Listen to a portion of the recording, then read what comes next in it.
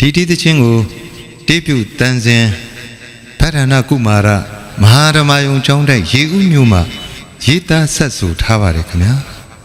ဒီဆိုပူဇော်မိတေးသံရှင်ကျွန်တော်စန္ဒယာဗတ်တန်းတင်ဖြစ်ပါတယ်ခင်ဗျာ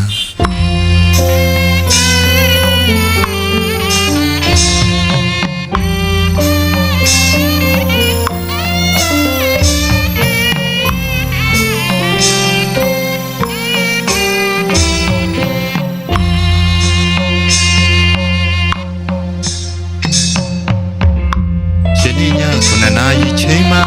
အလူတကာအလူမပေါင်းသူတော်ကောင်းတို့အိမ်ထိုက်တာအလူတော်မန္တဟာဓမ္မသဘင်စင်ခြင်းပါဓမ္မဒါနတရားတော်လူအမတဒါနနိဗ္ဗာန်အလူမအလူတကာတရာကြည်သူတရားဖက်ကြည်နူအများတွေ့ရည်သူအလူ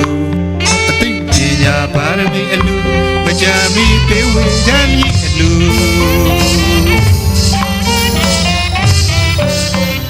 ကိုတောင်းရှိတာရုတိ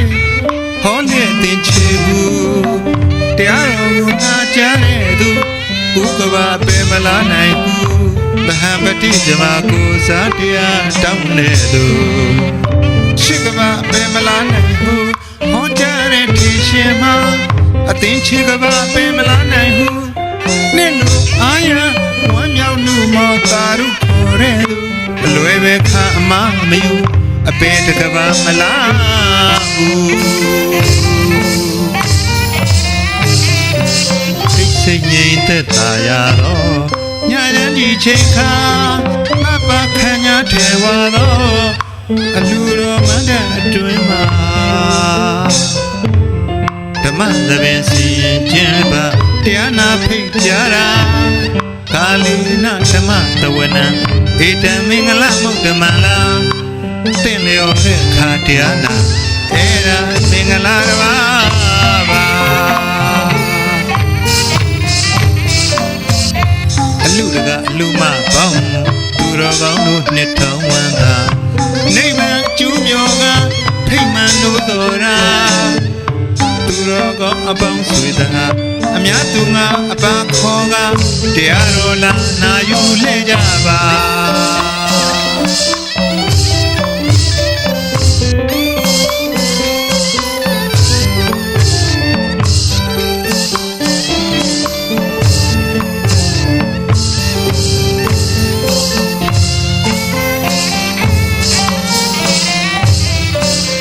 စိတ်ငြိမ်သက်သာရတော့ညညဒီချိန်ခါ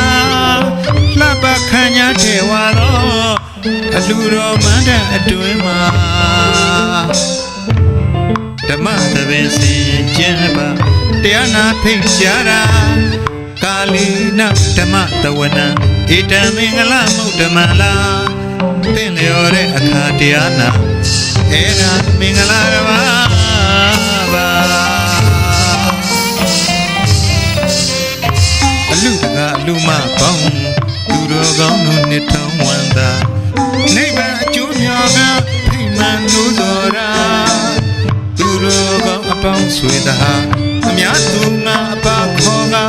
တရားတော်လာနာယူနေကြပါ